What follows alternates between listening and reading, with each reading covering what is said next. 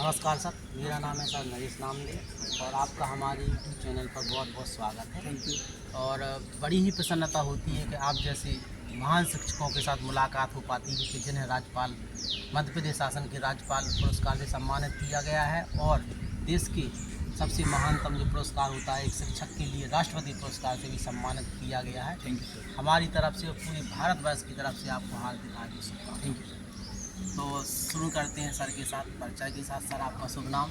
मैं माधव पटेल माध्यमिक शिक्षक हूँ। अभी माध्यमिक शाला लिघौरा में था, फिलहाल माध्यमिक शाला भिलोनी विकासखंड बटियागढ़ जिला दमोह में पदस्थ हूँ।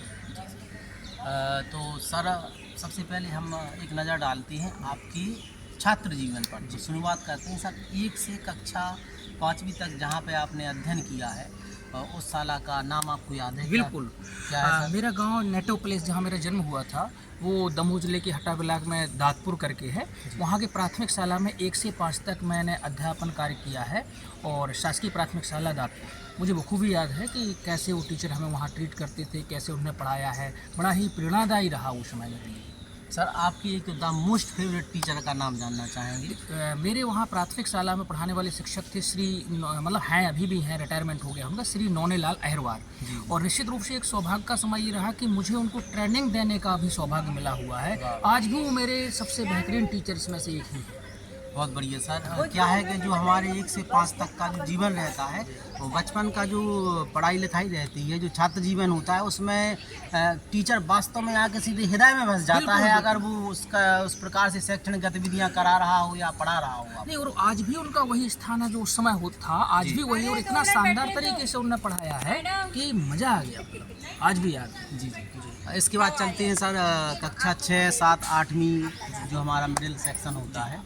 तो इस बीच बचपन काल मेरा माध्यमिक शाला फतेहपुर में रहा। वहाँ भी एक हमारे टीचर रहे हैं बीडी पटेल साहब, वो अब स्वर्गवासी हो गए हैं। उनने मतलब व्यक्तित्व में निखार लाने का काम किया है, तो वो अविस्मरणीय पल है मेरे लिए। जी जी, बहुत बढ़िया सर। इसके बाद चलते हैं हम आपके कक्षा 9वीं से 12वीं के बीच में आपके छात्र जीवन में क्या उथल पुथल रही, कुछ ऐसी महत्वपूर्ण घटनाएं याद हो तो बताएं। बिल्कुल। 9 से 12 का जो है आज का जो उत्कृष्ट विद्यालय कहलाता है, उस समय बहुउद्देशीय हुआ करता था उत्कृष्ट विद्यालय हटा, वहाँ पर 9 से 12 का किया है। वहाँ एक गजब संयोग ये रहा कि पहले मैंने 11th में एग्रीकल्चर ले लिया। तो एग्रीकल्चर लेने के बाद मुझे ऐसा लगा कि नहीं ये मैंने जल्दी पुस्तकें पढ़ ली। तो फिर वहाँ पहला विद्यार्थी मैं था जो एग्रीकल्चर से अपग्रेड होकर बायोलॉजी में गया था। अदरवाइज विद्यार्थी बायोलॉजी से एग्रीकल्चर में आते थे।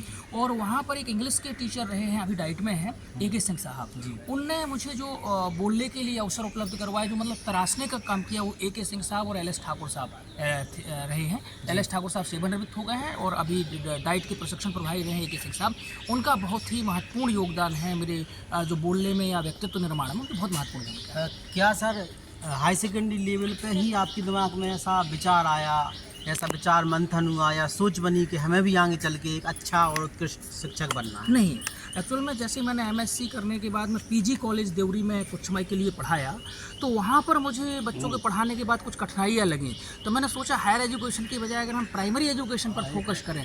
तो जब मैं PG कॉलेज देवरी में गेस्ट लेक्चरर था, उस समय मैंने तय किया कि मैं स्कूल एजुकेशन में जाऊँगा और फिर उसके बाद में यहाँ। जी।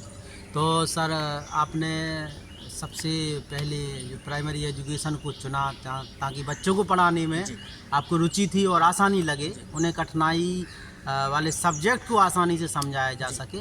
तो आपने कब ज्वाइन किया?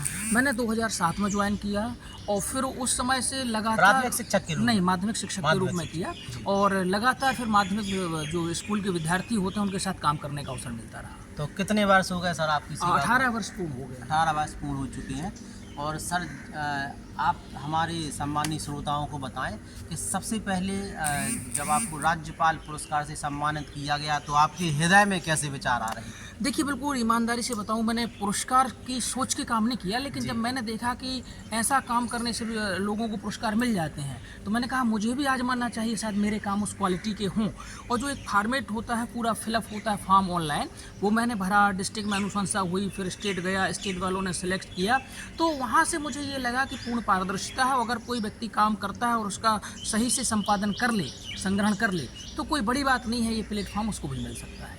जी। तो फिर कब आपको राज्यपाल पुरस्कार से सम्मानित किया गया? 2020 में। 2020 में।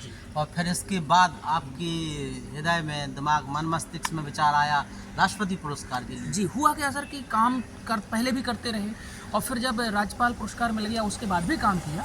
करते करते बहुत सारे लोग नेशनल वाले मुझे मिले, जी। तो मैंने उनसे चर्चा की तो उन्होंने मुझे कहा कि भाई आप नेशनल के लिए प्रयास क्यों नहीं करते, आप काम ही कर रहे हैं तो एक बार फॉर्म भरने में क्या नुकसान है। जी। मैंने उनकी बात मानी और जो पोर्टल पर निकलता है मैंने वो फॉर्म फिर से भर दिया और फिर स्टेट से सिलेक्ट हुआ, स्टेट से 6 लोग सिलेक्ट हुए, फिर नेशनल ज्यूरी के सामने प्रेजेंटेशन हुआ और ज्यूरी ने सिलेक्ट किया तो जाके 2024 में नेशनल अवार्ड भी मिला।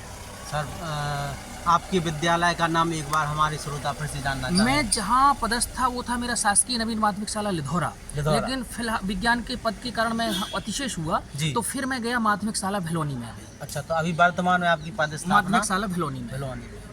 तो यहाँ पे हम अपने श्रोताओं की तरफ से आपको बहुत बहुत एक बार बधाई Thank you, देते sir, हैं thank you। और आपसे ये अपेक्षा रखेंगे कि आपने अपनी शाला में विद्यार्थियों को जो भी शिक्षा दी है, वहाँ पे जो भी TLM बनाई है, उसका एक वीडियो आप हमें भेजेंगे? बिल्कुल, बिल्कुल। ताकि हम अपने मध्य प्रदेश के सभी शिक्षक साथियों को वो भेज सकें और उन्हें ये मैसेज दे सकें कि आप भी राज्यपाल पुरस्कार के लिए और राष्ट्रपति पुरस्कार के लिए चयनित हो सकते हैं, बशर्ते आपको काम करना है हृदय से, ना कि पुरस्कार के लिए। निश्चित रूप सर, से। इस प्रोग्राम के अंत में, आपके साक्षात्कार के अंत में मैं चाहूँगा कि आप हमारे सभी भारतवर्ष के शिक्षकों के लिए कुछ खास संदेश देना चाहें। बस मेरा एक ही अनुरोध है सभी से, आप पुरस्कार के लिए काम करेंगे कभी नहीं मिलेगा, लेकिन काम करेंगे तो एक न एक दिन पुरस्कार जरूर मिलेगा। और निश्चित रूप से लोग आपके बारे में क्या राय रखते हैं वो मायने नहीं है, विद्यार्थी आपके बारे में क्या राय रखते हैं। आप जिस विद्यालय में पढ़ाते हैं, अगर 200 विद्यार्थी हैं तो हर 200 घर में आपका हर रोज़ मूल्यांकन होता है, इसलिए अपने आप पढ़ाई पर फोकस करें, पेडागोजी पर फोकस करें, निश्चित रूप से आपको कार्य का प्रतिफल मिलेगा। Thank you so much sir, बहुत बहुत धन्यवाद। नमस्कार सर।